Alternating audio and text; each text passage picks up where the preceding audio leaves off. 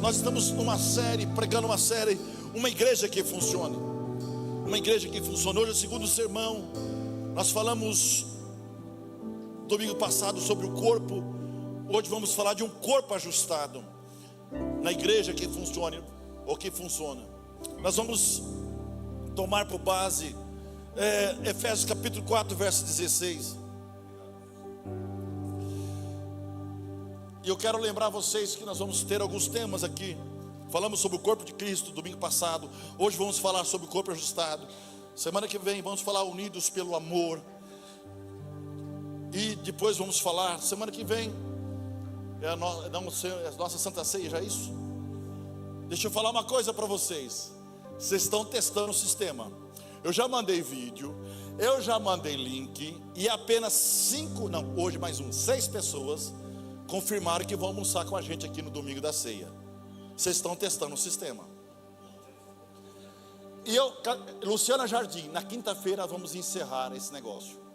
Se tiver 8 pessoas lá, serão 8 pessoas que vão almoçar aqui em nome de Jesus. Amém, querida? Vocês vão perceber que Deus gosta de ordem. Vocês vão perceber na mensagem de hoje. E eu nem estou fazendo de propósito não. É porque comecei a estudar e verificar como é que Deus opera. Deus não opera nesse tipo de coisa, irmão. Deus não trabalha nesse tipo de coisa. As coisas que interessam a você e a casa de Deus, vai deixando por último. Alguém aqui não pagou a conta de luz? Alguém aqui não pagou a água? Alguém aqui não pagou o cartão? Se você não pagou o cartão, deixa eu dar uma ajuda para você. Você vai pagar o maior juro da face da terra. Não estou falando, só seria irônico não. Cartão de juro, o juro de cartão no Brasil é o maior juro do planeta Terra. Então já se prepare. Se você não pagou, você vai pagar com juro. E um juro que aí você não é ofertante, você não é dizimista, você não está nem aí, mas você dá dinheiro para os banqueiros. Fique tranquilo. O dia que você entender esse princípio, na pregação de hoje, você vai começar a entender o que Deus vai fazer na sua vida. Eu também não entendia. Eu cheguei numa fase que quando eu era um membro comum, eu era dizimista e ofertante. Quando eu cheguei numa liderança, comecei a ver o que fazia com o dinheiro, eu desisti. Mas eu não entendi que o princípio não é com quem faz, é com quem entrega. Quem faz, vai dar conta do que faz. Vocês estão me entendendo?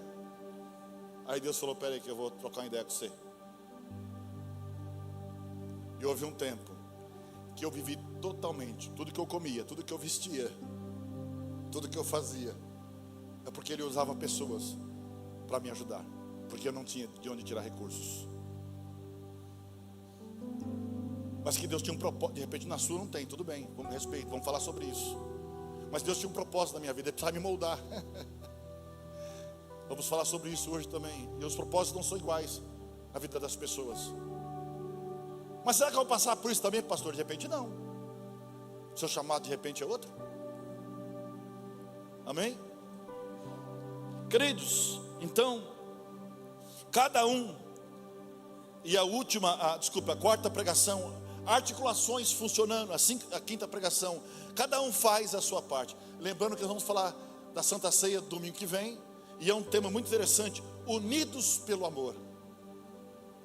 A ceia nada mais é que lembrar e relembrar a morte de Cristo Jesus. E quando você vê a morte de Cristo Jesus, você vai para João 3,16.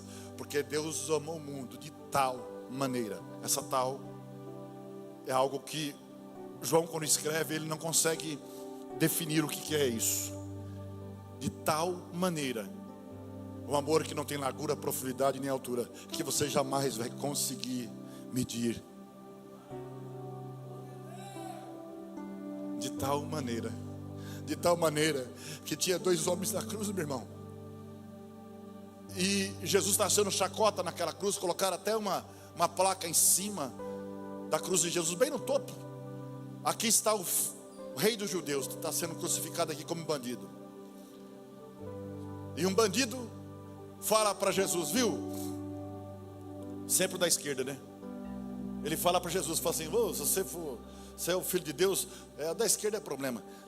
Se você é o filho de Deus, desce da cruz, salva a ti e a nós mesmos. Porque você tem poder, cara. Você é filho de Deus. O outro nem se refere mais a filho de Deus. o outro se refere a reino, um reino que não existia visivelmente. Ele vira para Jesus e fala assim: precisamos lembrar quem eram aqueles dois homens. A história diz que quem morria numa cruz eram os piores malfeitores, assassinos, estupradores, ladrões, os piores, era lá. Então não era gente boa que estava ali. O da direita vira para Jesus e fala assim: ó, lembra-te de mim. Lembra-te de mim, aí tudo bem. Mas ele fala uma coisa, que Pedro um dia, estando com Jesus, os discípulos, numa pregação que no fim só ficou os 12, porque o povo foi embora, começou a apertar e foi tudo embora. Jesus fala: se vocês quiserem ir, pode ir embora também, para os discípulos. Aí Pedro fala uma coisa que o Espírito Santo revela para ele naquele momento: para onde nós iremos, Senhor? Pois só tu tem palavras de vida eterna. Aquele ladrão na cruz vira para Jesus e fala assim: ó, lembra-te de mim quando entrares no teu reino. Ele reconhece que aquele que estava ali realmente era um rei, é o rei da glória. Lá em Apocalipse diz: abre as portas, deixa entrar o rei da glória. Quem é o rei da glória? O Cordeiro que foi morto, mas ressuscitou. Aleluia. Oh, glória a Deus. Então aquele ladrão reconhece que Jesus é rei. Aleluia. Efésios capítulo 4 verso 16 diz assim: dele todo o corpo ajustado e unido pelo auxílio de todas as juntas articulações, Efésios 4:16, cresce, edifica-se. Ele é um corpo ajustado, unido, que tem as articulações, que funciona. Ele cresce e edifica a si mesmo, o corpo, à medida que cada parte realiza a sua função. Porque se no corpo tem uma parte que não está fazendo a sua função, esse corpo pode morrer, sim ou não? Se o coração para, pensa num rapaz lindo, não sou eu, pensa em outro, lindo, aquele corpo escultural, parecendo aqueles 300, essa que eu descobri, Davi, aqueles caras do filme 300, aqueles peitoral, tudo de plástico, aquelas, entendeu? Aí você fica querendo ser um cara igual aquele. Tem um videozinho meu celular que está guardado, o dia que você pisar na bola eu solto ele, o STF BRB, cuidado, hein? Então, na realidade, pode ser lindo, maravilhoso, né? Está ali, mas se o coração para, acabou.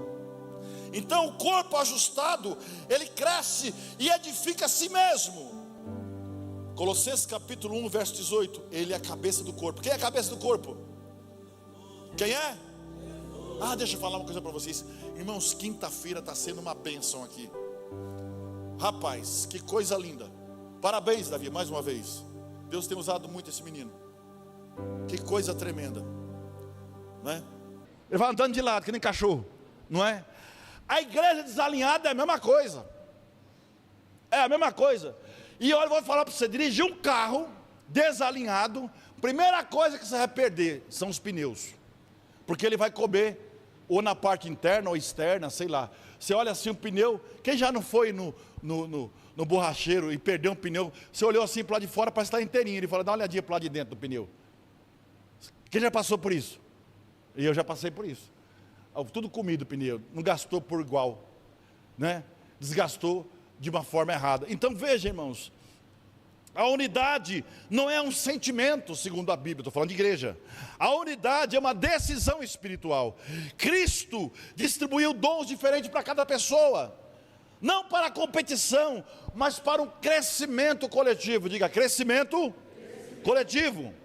O objetivo é claro: amadurecer na fé, deixar de ser instável e crescer até refletirmos o caráter de Cristo.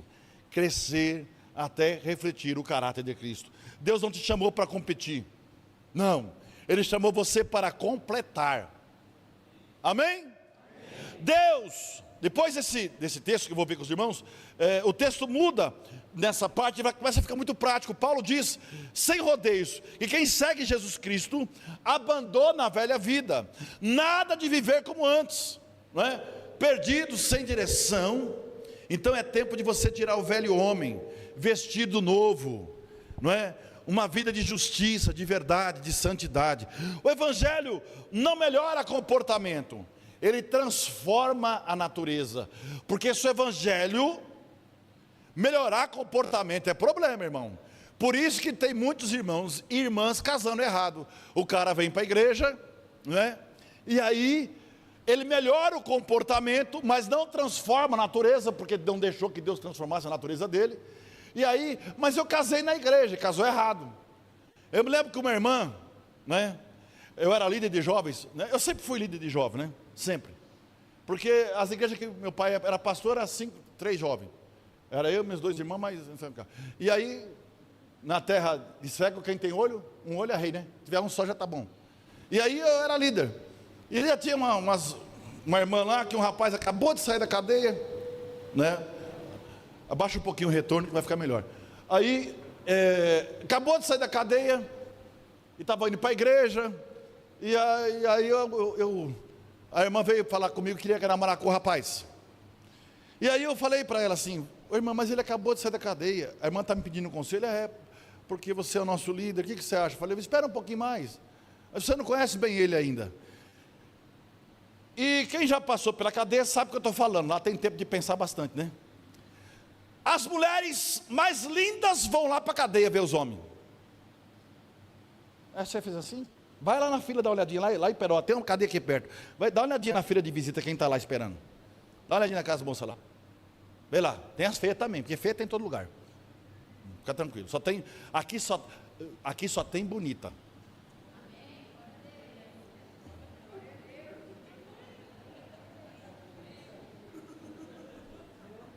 Tem umas feias também, acabei de ver, porque não fala nada.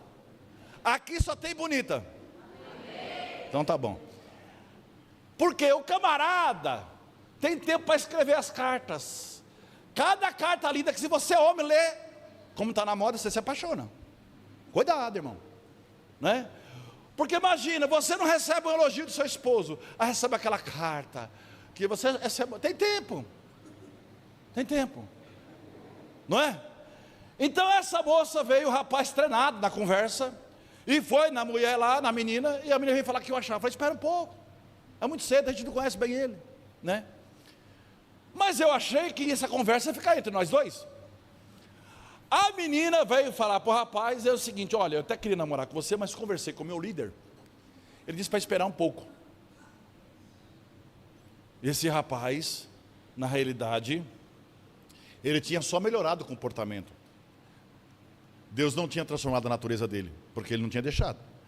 Aí eu estou na rua, e naquele tempo nós não tínhamos celular, e aí o amigo dele passou na casa do meu pai e falou assim, viu, Claudinei está aí? Não, viu, fala para ele sair fora, urgente, porque o Cícero está querendo pegar ele. Aí, mas como assim? Ele quer matar ele. E eu estava na rua, e nisso aquele gente me procurando nas ruas para ir para cá, porque não tinha celular, né? Eu sei que não me acharam. E aí, conclusão, o rapaz foi lá na casa do meu pai. Aí chegou lá na casa do meu pai, não é? Meu pai já sabia da história, né? Ele disse que os lábios dele tremiam assim, ó. Aí falou assim, cadê ele? Está aí? Não, não está não. Vamos entrar, tomar um café. Aí meu pai abraçou ele aqui, quando abraçou ele para a cintura, sentiu a peixeira aqui, né? Vamos tomar um café, né? Eu falei, não, eu quero conversar com ele. Não, mas vamos tomar um café. Não, eu vou embora, conversar com ele, eu vou achar ele. Mas Deus é tão bom, que ele tinha feito, ninguém sabia, né? Vários furtos na cidade. E a polícia civil já estava em cima dele. E aí foram na casa que ele morava e mexeram lá no alçapão lá da casa. Tinha um monte, daquele tempo tinha o tal de toca-fita, sabe o que é isso não? Os mais velhos, mais novos não sabem nem o que é isso. Põe pesquisa que tem na internet aí. Tinha as toca-fita, tem aquele cara preta TKR, lembra do TKR? Tinha aquele tojo. Apareceu. Sabe o que eu falei, né? Lembra do tojo? Aquele amplificadorzinho que ficava brilhando ali as luzinhas, aquele negócio todo. Tinha um monte na casa dele lá. Aí a polícia civil estava procurando ele. Aí achou ele na rua, guardou ele de novo. E aí eu não tomei facada. Entendeu? Então eu quero dizer para você que o evangelho não melhora ninguém. O evangelho às vezes ele pode melhorar comportamento, mas a conversão transforma a natureza. O apóstolo Paulo disse que a vida que ele levava na carne, não levava mais na carne, mas sim no... Eu não ouvi mais no... E ele, o que ele fazia com a carne dele? Todos os dias ele crucificava. Já estou crucificado com Cristo. Irmão, aqui não tem bonzinho não. Se você não crucificar, filho. Então veja que o evangelho, ele não melhora comportamento, mas se você quiser, ele transforma a natureza. Ele desce até o nível do cotidiano, como um bom pastor, conhece a realidade. E quando Paulo começa a falar aqui, ele se imagina, e mesmo preso, ele fala: para de mentir, para de controle a ira, não dê espaço para o mal, trabalhe com dignidade, fale palavras que edificam, abandone a maldade, pratique o perdão. Então, quem não muda a atitude, nunca experimenta a transformação. No fim, a mensagem é simples, profunda, ao mesmo tempo. A fé verdadeira se expressa em relacionamentos restaurados, em caráter transformado, em uma vida que reflete o amor de Cristo. Resumindo em frase que vai caber no seu coração: Deus não nos chamou para viver a unidade e maturidade, mas Deus nos chamou para viver essa unidade e maturidade, deixando o velho homem, vivendo uma nova vida, marcada pelo amor, pela verdade e pela santidade.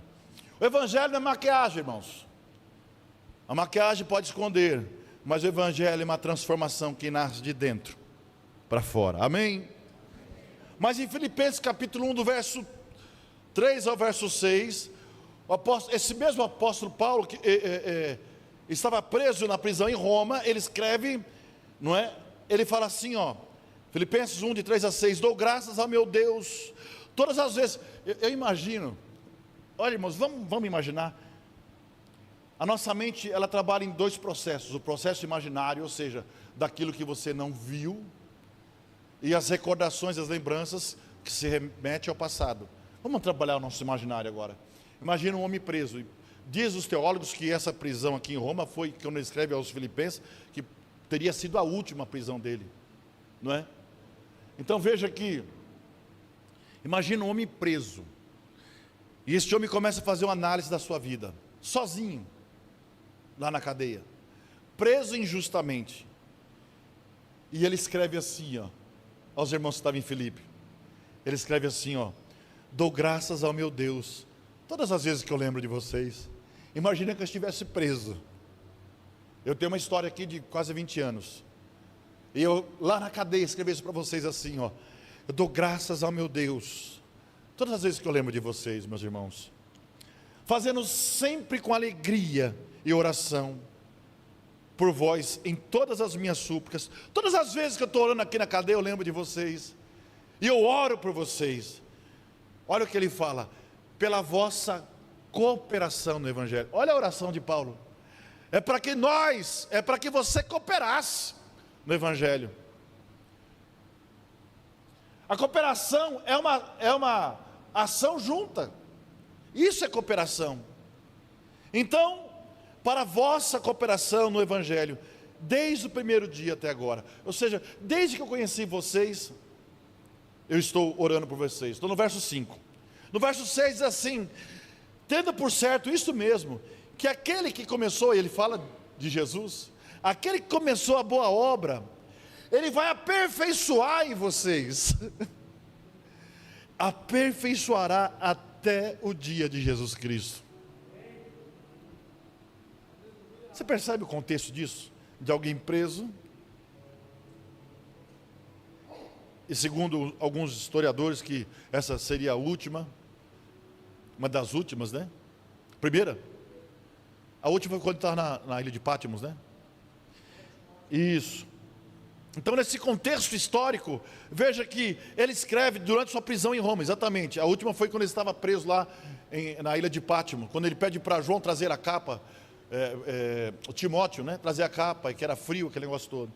Então veja que, humanamente falando, era um cenário de dor para ele, limitação, incerteza, mas espiritualmente era um ambiente de produção, crescimento, de avanço do reino de Deus. Então Filipos era uma igreja madura, generosa, comprometida com o evangelho, diferente de outras igrejas que ele escreveu na Ásia, não é? Como a de Corinto, por exemplo, não é? Que tinha muitos conflitos, muitos problemas. Então veja que ali tinha um ponto chave. Ele fala que participava e caminhava junto. Era uma igreja que participava, participava e caminhava junto. Paulo escreve, mas não escreve derrotado. Ele escreve limitado fisicamente, mas livre espiritualmente. Enquanto muitos murmuravam, Paulo celebrava. Enquanto muitos reclamavam ou reclamariam, Paulo encoraja. Esta carta revela um princípio poderoso. O reino de Deus não depende de circunstâncias. Diga, o reino de Deus não depende de circunstâncias. E a gente às vezes não entende isso. A gente está em algum conflito, algum problema, a primeira coisa que a gente pensa em fazer, eu não consigo entender, mas vamos lá. Pastor, eu vou dar um tempo. Era o contrário. O apóstolo Paulo tinha uma visão diferente de sofrimento. Ele falava assim, porque a minha leve, olha que coisa doida, leve, o apóstolo Paulo falava, o que ele passava era leve. O cara que foi preso, o cara que foi arrastado pelas pernas por um cavalo, o corpo dele ia dilacerando no chão, um cara que apanhou com chicotes, com tranças e lascas, e rasgaram as suas costas. Ele fala assim, porque para mim, essa leve e momentânea tribulação, não há como se revelar da glória que há por vir, a glória de Deus. Ele chamava de leve, não dava para comparar o que ia vir para ele. E nós aqui, pastor, eu estou com uma dor de cabeça, acho que não vou para a igreja hoje não.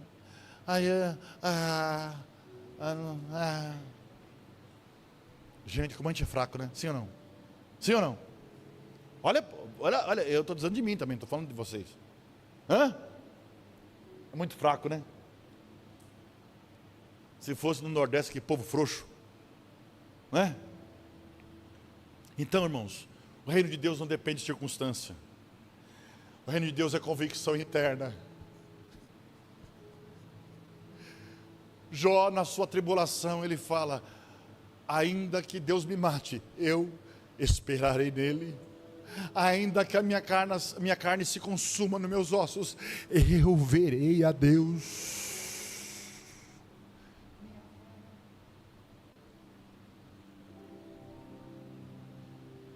Quando você começar a entender e conseguir cantar esse hino para dentro da sua alma, você vai entender. Minha fé não está firmada nas coisas que podes fazer. Olha, se você não pode cantar, não cante. Não cante não. Não cante não. Não canta não, que você está mentindo. Fique quieto. Não cante não, não vai cantar mentira. Nós estamos na igreja. Será que você pode cantar? Eita, aumentou de novo. É só não mexer. É lá. É só não aumentar o retorno aqui.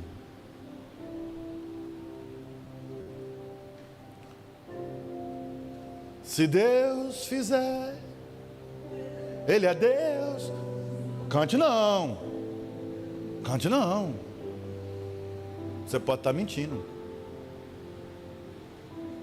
Glória a Deus.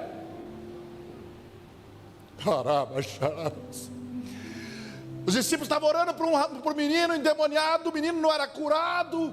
E chega o pai do menino, vai para Jesus nervoso e fala: ei, você pode curar meu filho? Pode tirar esse mal dele?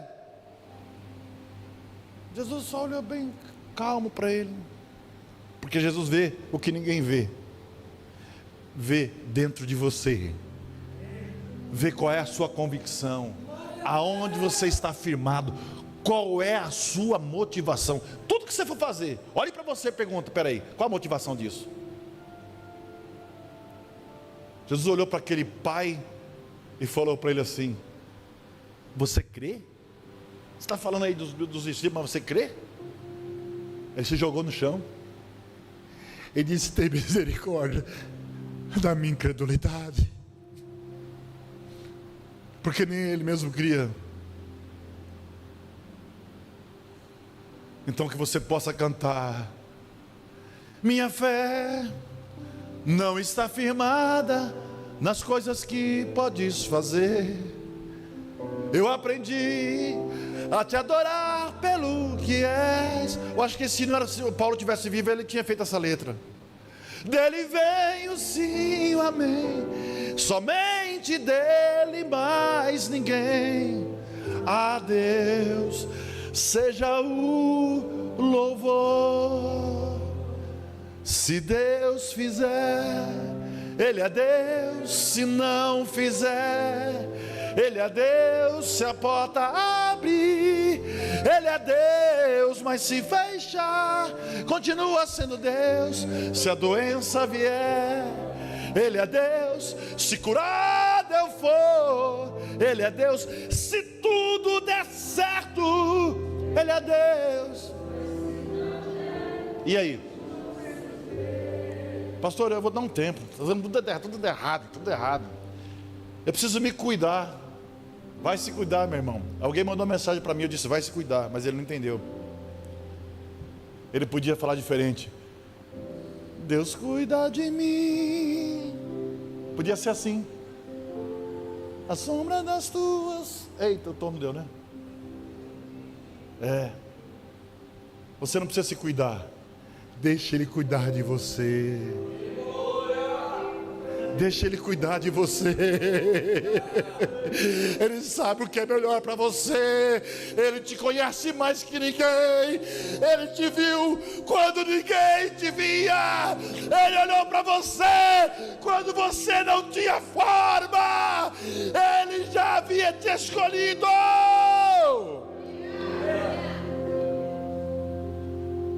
Deixa Ele cuidar de você. Aleluia.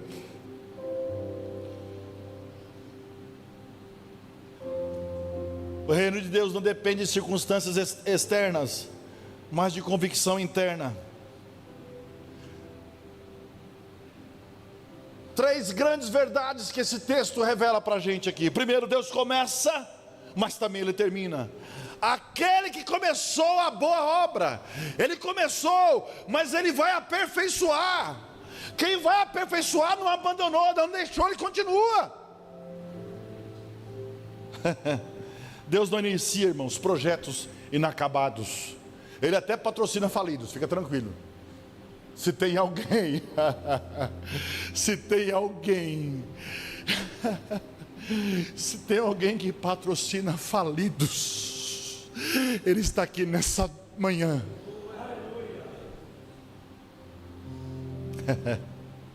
Deus não inicia projetos inacabados. Ele não trabalha pela metade. A palavra que nós demos aqui, aperfeiçoará, vem do original, que significa completar, concluir, levar até o fim. Ou seja, você não é um projeto abandonado, você é uma obra em andamento. Diga assim: eu sou uma obra em andamento. Quem é engenheiro, quem é pedreiro sabe que é obra, né? E a obra em andamento é uma bagunça, sim ou não? Cimento para um lado, poeira para o outro. E depois que você vê aquele prédio, aquela casa, parece que é até mentira, né? Hoje em dia os engenheiros, os arquitetos fazem em 3D a casa, né? Você vê lá o projeto, viu? Deixa eu falar uma coisa para você: Deus já tem o seu 3D.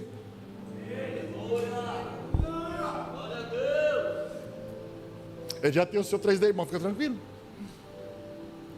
E a gente vê aquilo, Ele mostra: olha, aqui vai ficar o sofá, aqui vai ficar não sei o que, aqui vai ficar lá, aqui não sei o que, não sei o que. Você fala: rapaz, vai ficar assim, vai. Mas quando começa a obra, que você vê aquela bagunça, você olha para aquele 3D e fala: misericórdia, quanto tempo para chegar nisso aí? Mas deixa eu dar uma notícia para você: a promessa que Deus tem na sua vida não muda, passa os céus e a terra, mas as minhas palavras, diz o Senhor, não passarão. Aleluia. Você não é um projeto abandonado, meu irmão. Você é uma obra em andamento. Uma outra revelação, a revelação espiritual: um corpo ajustado está debaixo da cabeça, que é Cristo. Por isso que eu não entendo quando alguém fala que vai dar um tempo, eu preciso cuidar de mim. Não, se você está ligado na cabeça, deixa a cabeça cuidar de você. Imagina gente sem cabeça. No meu tempo lá, quando eu era pequeno, tinha mula sem cabeça. É do seu tempo, Laércio? É do seu tempo. Você tem medo da mula sem cabeça, não é? Então eu nunca vi ela. Mas imagina um corpo sem cabeça, não tem direção. Eu tenho não sei, uma figurinha lá do WhatsApp, que eu sempre mando assim: é de perder a cabeça, é um corpo sem cabeça, né? Então Colossenses 1,18 diz assim: que Cristo é a cabeça desse corpo que é a igreja. Então o primeiro ajuste que a igreja precisa é de direção.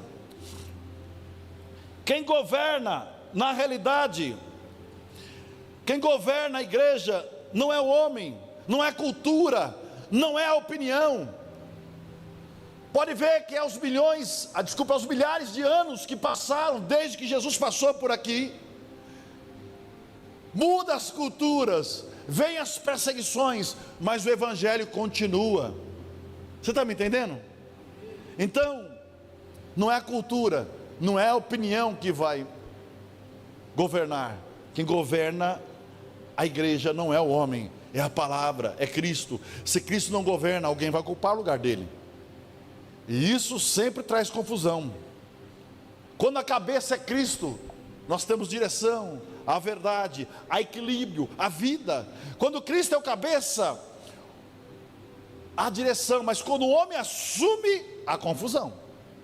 Vocês estão acompanhando algumas confusões aí, que algumas igrejas cresceram tanto que perderam a noção de que Cristo é o cabeça.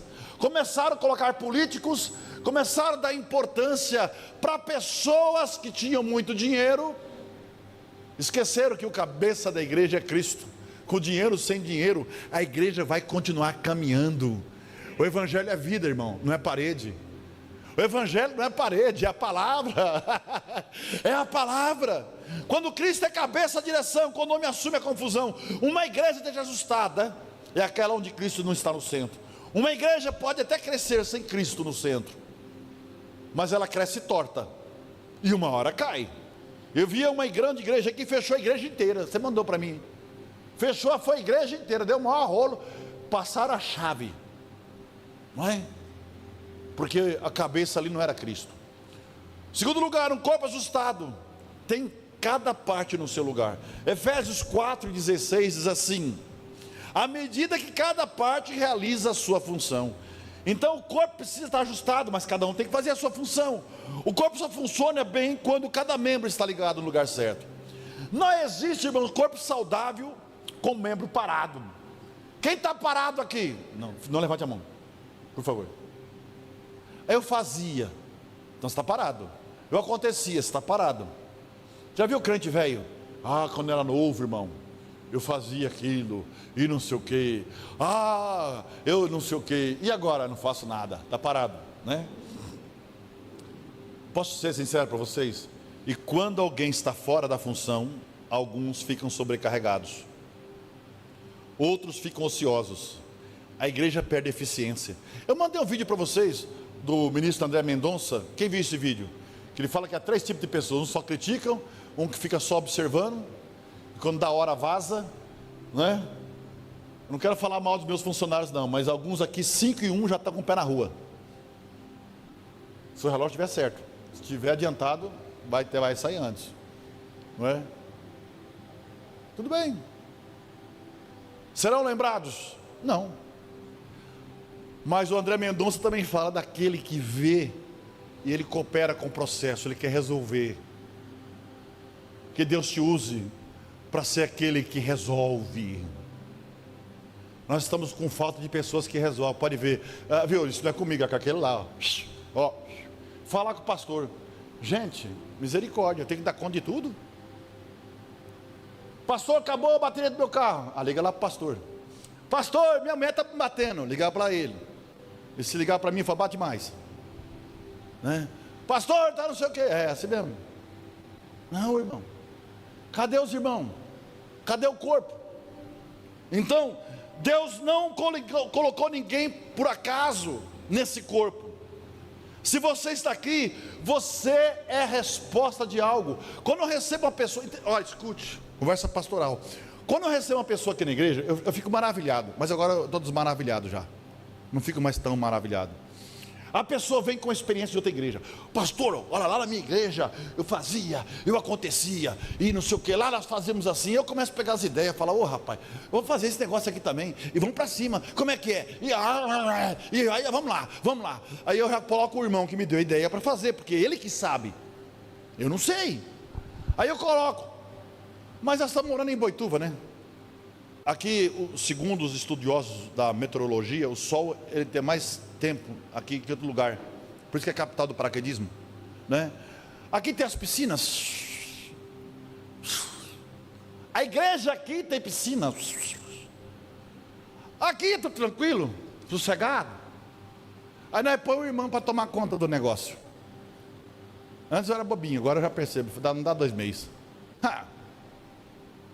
Dá 2 meses, o irmão já está arrumando desculpa. Então, pastor, é que... Sim. Ué, mas como assim? Eu vou dizer uma coisa para você, que é um princípio. E se tem alguém que conhece esse princípio, o agricultor, a fé. E a Bíblia usa muito o agricultor como parâmetro para mostrar o que é fé. O agricultor, ele planta, ele cuida, ele nem sabe se vai colher de verdade, porque tem as intempéries do tempo, sim ou não? Tem a chuva, tem o sol, às vezes é chuva demais, às vezes é sol demais, e aí acaba tudo, sim ou não? Mas ele não desiste, não é? Ele não desiste. Tem gente que desiste muito fácil. Irmão. E aí eu entendi que Deus não trouxe você aqui por acaso. Você está aqui porque é a resposta de algo. Teve uma pessoa que chegou aqui, realmente, eu não estou sendo irônico, eu estava orando para Deus mandar aquela situação ali, não vou dar muito detalhe. Eu falei para esse irmão, falou, você é resposta de oração, meu irmão. E eu creio muito naquilo. Mas logo, cadê o irmão? Isso aí.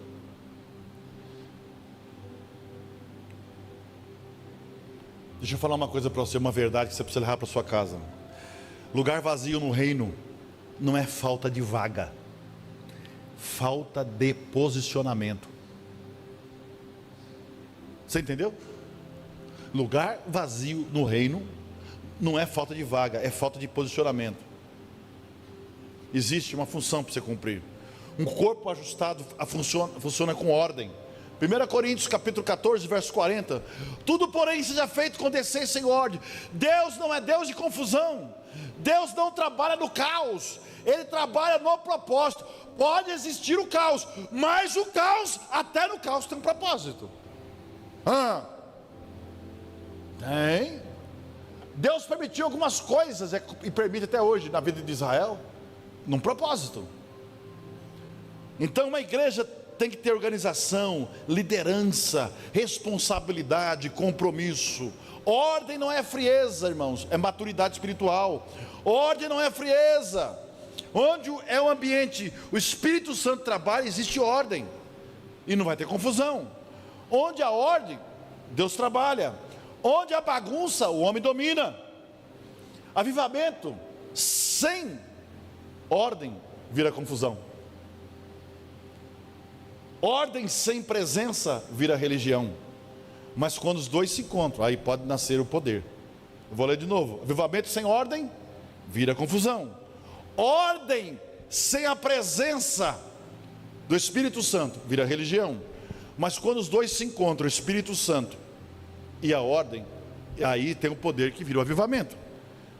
E é interessante que lá em Êxodo capítulo 33, verso 14, tem gente que não gosta de seguir ordem. Por que, pastor? Não, está errado, irmão. Você não é a cabeça é Cristo. Tem que ter ordem no negócio. Não é desse jeito. está bagunçado não. Quando Deus fala que vai com Moisés, a minha presença será contigo, não é? Moisés falou, não, eu não saio daqui se o Senhor não for comigo. O que aconteceu? Gênesis 33, 14. Disse, pois, a minha presença contigo vai te fazer então descansar. Aí parece que foi fácil, né? Deus fala, vou caminhar com vocês, quase 2 milhões de pessoas no deserto, tudo tranquilo, dá uma olhadinha. Eu vou com você. Beleza, mas começa a escrever aí. Foram de 33, do capítulo 33 ao capítulo 40 de Êxodo, regra. Os 27 capítulos de Levítico, regra. Os 10 primeiros capítulos de Números, regra. Ou seja, pelo menos 45 capítulos de regra. E você não consegue cumprir uma regra. Tem o checklist agora eu vou falar mesmo. Tem um checklist do diácono. Ele não vai ver se o banheiro está limpo. Ele não pega o rádio. O outro chega lá e fala, não, irmão, não vai do lugar nenhum. Está errado. Regra. Ordem. Faz a sua parte. Alguém já pensou no porquê? Quando você tem direção de Deus, Deus sabe o porquê. Agora eu quero fazer do meu jeito. Interessante, né? Quando a gente é novo, a gente é meio zoado, né? O cara projeta o carro, quebra a cabeça para fazer a suspensão do carro, para tudo certinho, né? Para não passar né? Aí vai você, corta a mola do carro e rebaixa. Você é mais inteligente que todo mundo. Sim ou não? Quem já não fez isso quando era novo? Ricardo, a cara dele. Cris, você conheceu o Ricardo assim, não foi? Aquele boizinho, tem cara dela, é bem a cara dele. Aquele boizinho, carro rebaixado, passava num declive, a bunda do carro já arrastava. Tinha que passar de lado. E aí quem está atrás tem que ficar esperando o cara fazer aquela manobra. Achava que era bonito. Mas são as coisas de menino, sabia? O apóstolo Paulo fala que quando a gente cresce do evangelho, a gente deixa as coisas do menino. Ele fala isso. Agora que eu cresci, eu deixo as coisas de menino. Mas tem gente que é menino pro resto da vida. Não entendeu ainda. Dá trabalho. Tem velho e menino no evangelho. Não é? Então, irmãos, essa palavra nos chama para um alinhamento profundo. Precisamos nos perguntar: Cristo realmente é a cabeça da minha vida? Amém? Se coloque de pé, não dá mais tempo.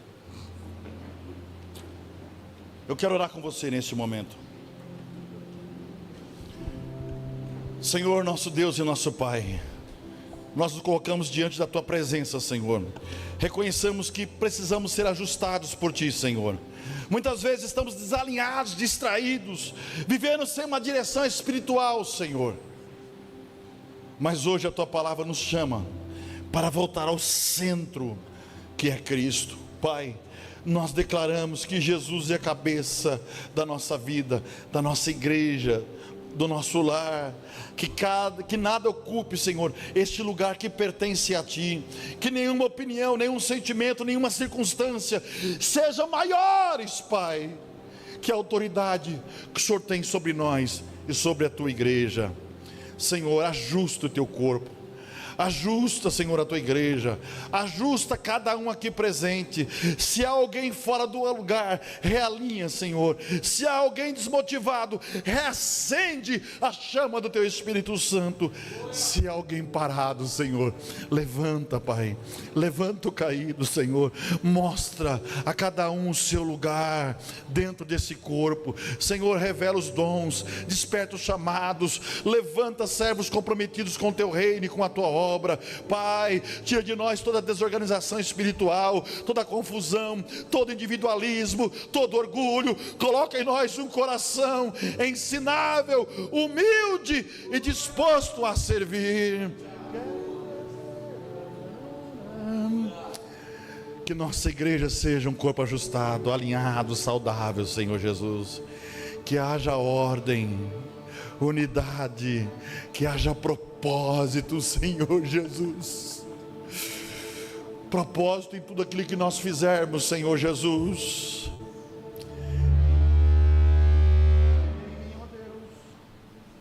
Aleluia.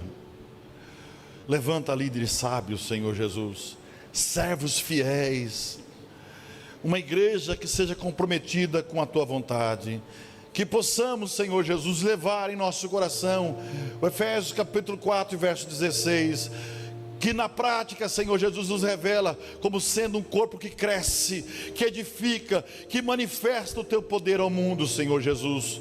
Nós entregamos nossas vidas a Ti, ó Deus. Nos ajusta, nos transforma, Senhor Jesus. Nos usa para a Tua glória, Pai. Em nome de Jesus, Pai. Em nome de Jesus.